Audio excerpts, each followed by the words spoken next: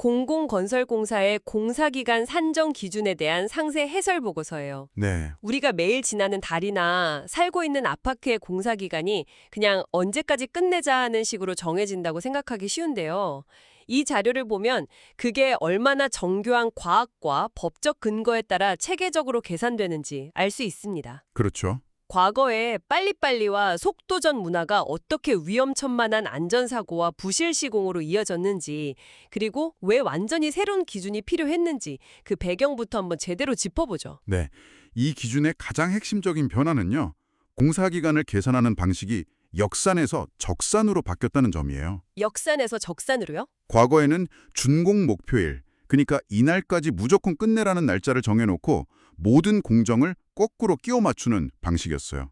이러다 보니 무리한 공기 단축이 비일비재했죠. 아, 하지만 이제는 준비기간, 실제 작업기간, 일을 못하는 날, 그리고 마무리 기간까지 각 단계에 필요한 시간을 레고 블럭처럼 하나씩 차곡차곡 쌓아 올려서, 즉 적산에서 합리적인 전체 기간을 도출해요. 그러니까 목표에 시간을 맞추는 게 아니라 필요한 시간을 쌓아서 목표일을 정하는 완전히 반대의 접근이군요. 바로 그거예요. 이런 변화는 그냥 나온 게 아니에요. 근로기준법에 주 52시간 근무제가 정착되고 특히 건설 현장의 안전을 강조하는 중대재해처벌법이 시행되면서 더 이상 과거처럼 사람을 갈아 넣는 방식의 공사는 불가능해졌어요. 그렇죠. 사회가 변했으니까요. 네, 이런 사회적, 법적 변화를 반영해서 건설기술진흥법 제45조의 2에 발주청은 공사기간 산정 기준을 마련해야 한다고 명시하면서 법적인 토대가 마련된 거죠. 법으로 정해진 거군요. 하루만 줄여도 강도가 수십 % 떨어질 수 있는데 과거엔 준공일에 맞추느라 이런 필수 시간을 무시하는 일이 흔했거든요. 정말 아찔하네요. 그래서 이 기준은 그걸 원천적으로 막는 안전 잠금 장치인 셈입니다. 안전 잠금 장치라는 표현이 와닿네요. 그럼 그 잠금 장치가 구체적으로 어떻게 작동하는지 공사 기간을 계산하는 기본 공식부터 살펴보겠습니다. 네, 이 복잡해 보이는 계산법이 결국 우리 사회의 안전과 건설 품질에 어떤 의미를 갖는지 여러분도 함께 따라와 보시면 흥미로울 거예요. 자료를 보니 공사 기간을 크게 4가지 덩어리로 나눠서 계산하던데요. 네, 전체 공사기간을 구하는 공식은 이 4가지 요소의 합으로 이루어져요. 총 공사기간 T는 준비기간 P 더하기 비작업일수 NW 더하기 작업일수 W 그리고 정리기간 C. T는 P 플러스 NW 플러스 W 플러스 C. 네, 이 공식의 중요한 점은 단순히 시간을 더하는 걸 넘어 각 요소가 서로 겹치지 않으면서도 유기적으로 연결되어 있다는 거예요. 순수하게 망치질하고 땅 파는 시간 외에 공사를 위한 준비, 날씨 때문에 어쩔 수 없이 쉬는 날, 그리고 깔끔하게 뒷정리하는 시간까지 모두 과학적인 계산에 포함시키는 것이 이 새로운 방식의 철학입니다. 좋습니다. 그럼 첫 번째 블록, 준비 기간부터 시작해보죠. 공사를 시작하기 전에 준비 단계인데 예전에는 그냥 착공 후 15일 이런 식으로 일괄 적용하는 경우가 많았다고 해요. 맞아요. 하지만 이 자료는 공사의 종류에 따라 준비 기간이 하늘과 땅 차이가 될 수 있다고 강조하네요. 맞아요. 공사를 시작하려면 정말 많은 준비가 필요해요. 착공신고서 같은 서류를 제출하고 안전관리 계획서를 만들어서 심사받고 함께 일할 하도급 업체를 선정하는 그런 행정 절차도 있고요. 서류 작업만 해도 한참이겠네요. 그렇죠.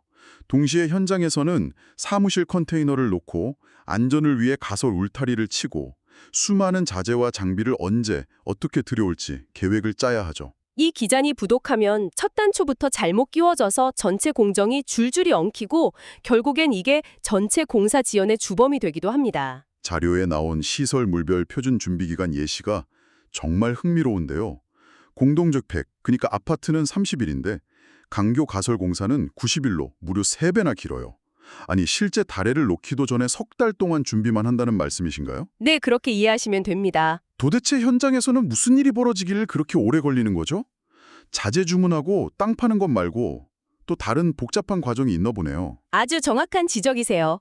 강교, 즉 강철로 만드는 다리는 현장에서만 모든 걸 해결할 수가 없어요. 아, 현장 밖에서요? 네, 그 90일이라는 기간 안에는 현장에서 땅 파고 기초공사 준비하는 시간 외에 다리의 몸체가 될 거대한 강철 부재들을 공장에서 설계에 맞게 제작하고 그걸 특수 차량으로 현장까지 안전하게 운송하는 시간이 포함돼요. 제작하고 운송하는 시간까지. 또 수백 톤짜리 부재를 들어올릴 대형 크레인을 설치하고 안전 승인을 받는 데에도 상당한 시간이 걸리죠.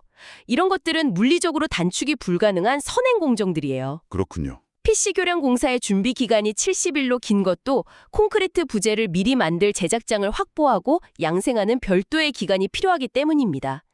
각 공사의 고유한 특수성을 반영한 최소한의 필수 시간인 셈이죠. 그렇군요.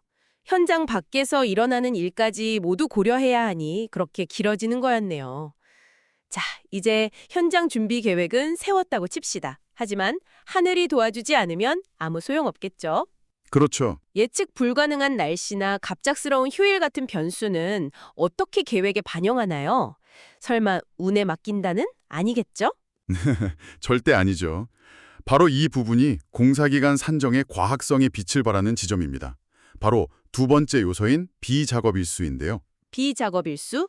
이건 크게 두 가지로 구성돼요. 하나는 달력에 정해져 있는 법정 공휴일, 다른 하나가 바로 기후 여건으로 인한 비작업일입니다. 날씨요? 네.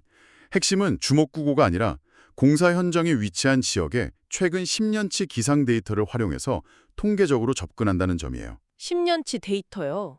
굉장히 구체적이네요. 네. UM 같은 국제기구에서도 기후 관련 통계를 낼 때 최소 10년 이상 데이터 사용을 권장하는데요.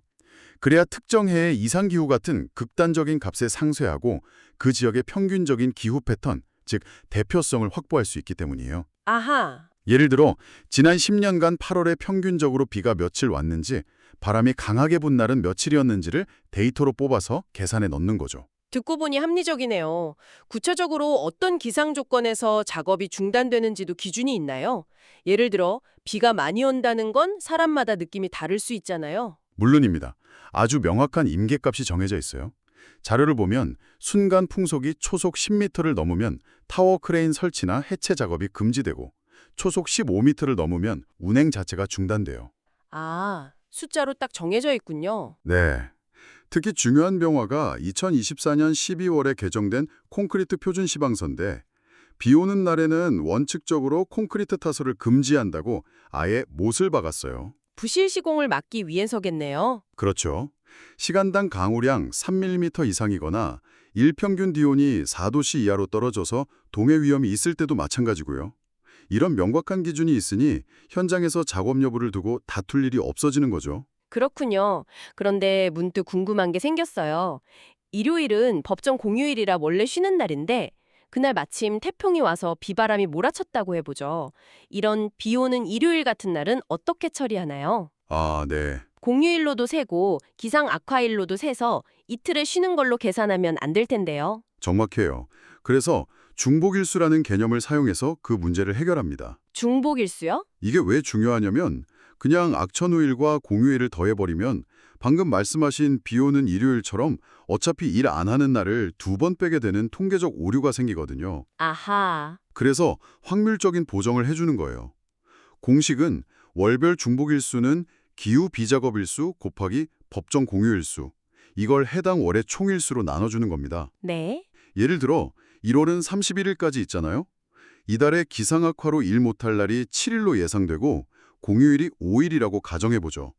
그럼 중복일수는 7일 곱하기 5일 나누기 30일 하면 1.121, 즉 반올림에서 1일이 나와요. 1일이 겹치는군요. 네, 최종 비작업일수는 기상악화일 7일과 공휴일 5일을 더한 12일에서 중복되는 하루를 빼서 총 11일로 계산하는 겁니다. 아, 그러니까 비 오는 일요일을 걸러내는 거군요. 그냥 들으면 복잡한 수학 공식 같은데 알고 보니 아주 합리적인 이유가 있었네요. 네, 맞습니다. 이런 디테일 하나하나가 모아서 정확한 공사 기간이 나오는 거군요. 이제 실제로 공사를 진행하는 순수 작업 시간을 계산하는 작업일수 차례네요. 네, 이 부분은 정말 공학적인 계산이 많이 들어갈 것 같습니다. 네, 세 번째 블럭인 작업일수는 공사의 심장이라고 할 수 있죠. 계산식 자체는 간단해요. 공종별 전체 작업 물량을 일일 표준 작업량 곱하기 작업조수로 나눠서 이걸 다 더하는 방식입니다. 아, 여기서 핵심 키워드는 일일 표준 작업량이에요. 이건 국토교통부 고시 별표 3에 주요 공종별로 표준 생산성이 딱 정해져 있습니다. 표준 생산성이요? 예를 들면 어떤 것들이 있나요? 예를 들어 도로에 아스팔트를 까는 기계 포장 작업은 하루에 1900m를 할 수 있다. 혹은 교량의 말뚝기초를 박는 STA 공법으로는 20m 이하 깊이로 하루에 12개를 시공할 수 있다. 이런 식으로 기준이 정해져 있어요. 일종의 국가공인 작업 속도 같은 거네요. 그렇죠. 작업자의 숙련도나 장비 성능에 따라 조금씩 차이는 날 수 있지만 평균적인 조건에서 이 정도는 할 수 있다는 사회적 합의이자 공학적 기준인 셈이죠. 이 기준이 이론적으로는 완벽해 보이는데요. 하지만 건설사 입장에서는 공사 기간이 늘어나면 금융 비용이나 현장 관리비 부담이 커질 텐데 현장에 불만이나 저항은 없었나요? 좋은 질문이에요. 특히 이 표준 작업량이 너무 보수적으로 잡혀 있어서 비효율적이라거나 신기술을 적용하면 훨씬 빨리 할 수 있는데 기준 때문에 못한다는 목소리도 있을 것 같은데요. 네, 실제로 제도 도입 초기에 그런 우려가 있었어요. 하지만 이 표준 작업량은 특정 신기술이 아니라 보편적으로 사용되는 공법을 기준으로 한 최소한의 보장선에 가까워요. 최소한의 보장선이요? 네. 만약 시공사가 혁신적인 신기술을 적용해서 기간을 단축할 수 있다면 그걸 발주청에 제안해서 공사 기간을 조정하고 오히려 인센티브를 받을 수도 있습니다. 중요한 건 이 비준이 더 빨리를 강요하는 게 아니라 최소한 이 시간은 보장해야 한다는 품질과 안전의 마지노선을 설정했다는 데 의의가 있어요. 그렇군요. 마지노선이라는 의미가 크네요. 자료에서 교량의 직접 기초 공사 하나를 만드는데 18일 개소일 걸린다는 예시가 인상 깊었습니다. 네. 단순히 콘크리트 붓고 끝나는 게 아니더군요. 맞아요. 그 18일이라는 숫자를 한번 분해해보면 이 기준의 철학이 더 명확해져요. 그 안에는 안반을 깨끗하게 청소하는 데 3일, 철근을 조립하는 데 2일, 콘크리트를 부을 틀인 거푸집을 설치하는 데 2일, 실제 콘크리트를 타설하는 데 1일이 포함돼요. 거기까지가 8일. 네. 그런데 남은 10일 중 7일이 바로 양생기간이에요. 양생이요? 콘크리트가 굳는 걸 기다리는 시간이군요. 정확합니다. 콘크리트는 물이 증발해서 마르는 게 아니라 시멘트와 물이 화학적으로 반응해서 굳는 재료예요. 이 화학 반응이 충분히 일어나서 설계된 강도를 발현하기까지 절대적인 시간이 필요하죠. 아, 그 시간을 건너뛰면 안 되는 거군요. 네. 이 시간을 무시하고 다음 공정을 서두르는 게 과거 부실 시공의 가장 큰 원인이었어요. 이 18일이라는 계산은 그 누구도 이 필수적인 기다림의 시간을 건너뛸 수 없도록 작업일수 계산에 아예 포함시켜버린 겁니다. 잠깐만요. 그럼 수백 개나 되는 공정들의 작업일을 그냥 다 더해서 전체 작업일수를 계산하는 건가요? 그렇게 하면 너무 길어질 것 같은데요. 물론 아닙니다. 여기서 아주 중요한 개념이 등장하는데 바로 주공정이에요. 주공정. 건설 현장에서는 수십, 수백 개의 공정이 동시에 진행되잖아요. 이때 전체 공사 기간을 좌우하는 가장 긴 한 줄의 도미노가 있다고 생각하시면 이해하기 쉬워요. 도미노 비유 좋네요. 예를 들어 기초 공사를 하는 동안 다른 쪽에서는 철골을 조립하고 또 다른 곳에서는 배관 작업을 할 수 있죠. 다른 공정들이 아무리 빨리 끝나도 이 가장 긴 도미노 줄기, 즉 주공정에 포함된 작업이 하나라도 늦어지면 전체 준공일이 늦어지는 거예요. 아, 그래서 총 작업일수는 모든 작업 시간을 합산하는 게 아니라 이 주공정의 길이를 기준으로 산정합니다. 가장 오래 걸리는 핵심 경로의 시간을 재는 거군요. 도미노 비유를 드니 확실히 이해가 되네요. 자, 이제 마지막 네 번째 블록인 정리기간입니다. 네, 공사가 끝난 뒤에 뒷정리하는 시간까지 공식적으로 보장해 주는군요. 네. 공사가 물리적으로 끝났다고 해서 모든 게 끝난 게 아니죠. 최종 설계대로 시공되었는지를 담은 준공도면을 작성하고 수많은 행정서류를 처리해서 제출해야 해요. 할 일이 많군요. 또 현장에 설치했던 가설 사무실이나 장비들을 철수하고 완성된 시설물을 발주청에 인수인계하는 절차도 필요하고요.